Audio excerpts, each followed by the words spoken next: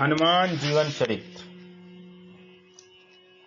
एक समय ऋषिमुख पर्वत पर केसरी नामक वानर राज की सती साध्वी अंजना नाम की भार्या ने पुत्र प्राप्ति के लिए आशुतोष भगवान शंकर की घोर तपस्या 7000 वर्ष प्रयत्न की। उनकी तपस्या के फलस्वरूप भगवान शंकर ने संतुष्ट होकर उसे वरदान मांगने के लिए कहा।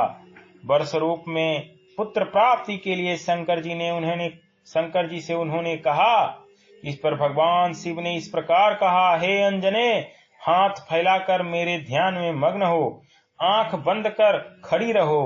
तुम्हारी अंजलि में पवन देव प्रसाद रखकर अंतर ध्यान हो जाएंगे।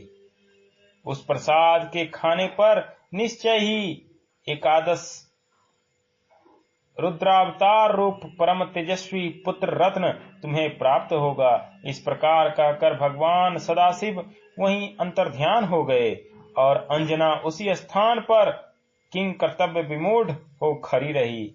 इसी बीच चक्रवर्ती राजा दशरथ के यज्ञ में कैकेयी के हाथ से एक चील पिंड लेकर आकाश मार्ग में उड़ गई।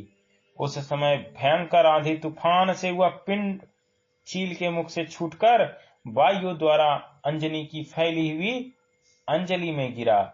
तत्क्षण उस पिंड को अंजनी ने खा लिया, जिसके फलस्वरूप नवमास व्यतीत होने पर अंजनी के गर्भ में चैत शुक्ल पूर्णिमा मंगलवार की मंगलमय बेला में मौजी मेखला कौपीन यज्ञोपवीत एवं कानों में कुंडल धारण किए हुए मूंगे के समान रक्त वर्ण वाले मुख एवं पूंछ युक्त वायुपुत्र अत्यंत बुभुक्षित भूखे वानर रूप में एकाएक प्रकट हुए।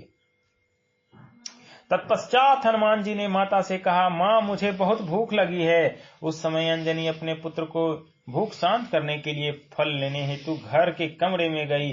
अत्यंत भूख से व्याकुल रोते हुए बालक हनुमान जी आकाश में उगते हुए रक्त वर्ण वाले सूर्य के लाल फल समझकर तत्क्षण आकाश की ओर सिंह के समान गर्जना करते हुए हाथ और पैर को फैलाकर उछल गए। उनके आकाश में उछलने के साथ ही समस्त पर्वत विचलित हुए तथा सभी दिशाएं रक्त वर्ण की हो गई। अंजनी पुत्र मारुति हनुमान जी मन के समान वेग से तत्क्षण मुख फैलाकर सूर्य के निकट पहुंच गए। उस समय देवयोग से राहु सूर्य को ग्रस रहा था।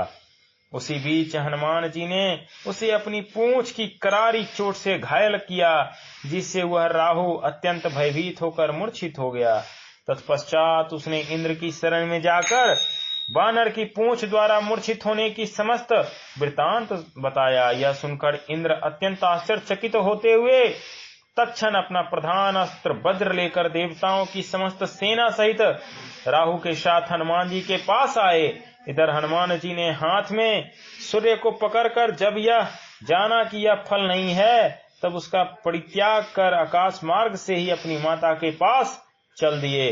मार्ग के बीच राहु तथा समस्त देवताओं की सेना को अपने साथ युद्ध के लिए उद्धत देखकर हनुमान जी की आंखें क्रोध के कारण रक्त वर्ण की हो गई और उन्होंने इंद्र, देव सेना तथा राहु को युद्ध में परास्त किया।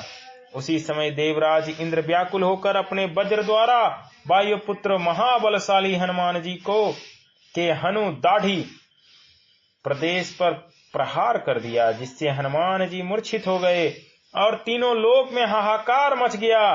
तदंतर वायु ने अपने पुत्र को मूर्छित देखकर अत्यंत क्रोधित हो देवताओं के समक्ष जाकर इस प्रकार कहा, जिसने मेरे पुत्र हनुमान को घायल किया है, ऐसे इंद्र को मैं इसी क्षण मार डालूंगा, क्योंकि समस्त चराचर के प्राण एवं पितृभूत वायु रूप से मैं ही हूँ। इस प्रकार कहकर वायु देव ने चराचर मात्र के शाश्वत ऊपर से खींची हुई श्वास रूप वायु को खींच लिया।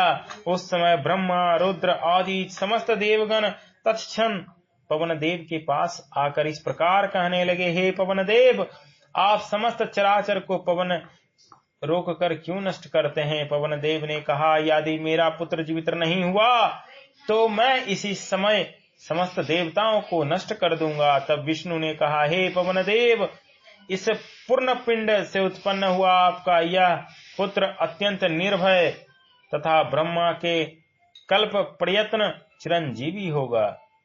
शिव ने कहा, मेरे तृतीय नेत्र से उत्पन्न अग्नि सभी शत्रुगण को भस्मसात कर देगी, परंतु वह अग्नि भी इस बालक का कुछ अनिष्ट नहीं कर सकेगी तथा मेरे अमोघ शूल आदि अस्त्र शस्त्र भी इसका कुछ बिगाड़ नहीं सकेंगे।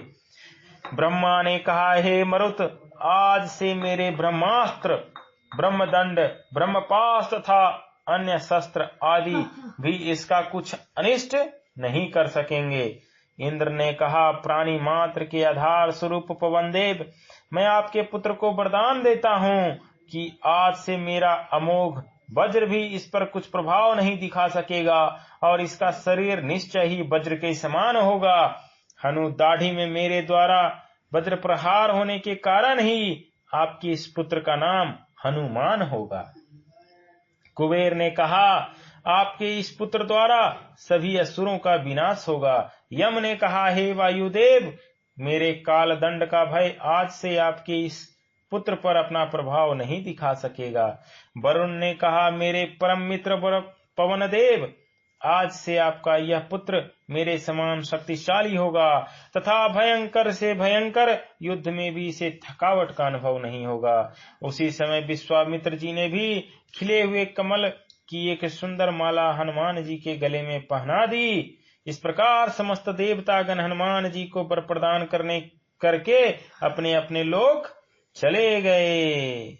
प्रेम से बोलिए वीर बजरंग बली की जय, पवन पुत्र हनुमान की जय।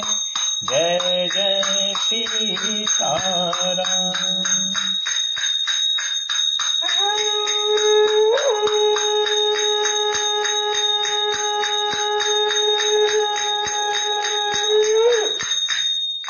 जय जय सीताराम।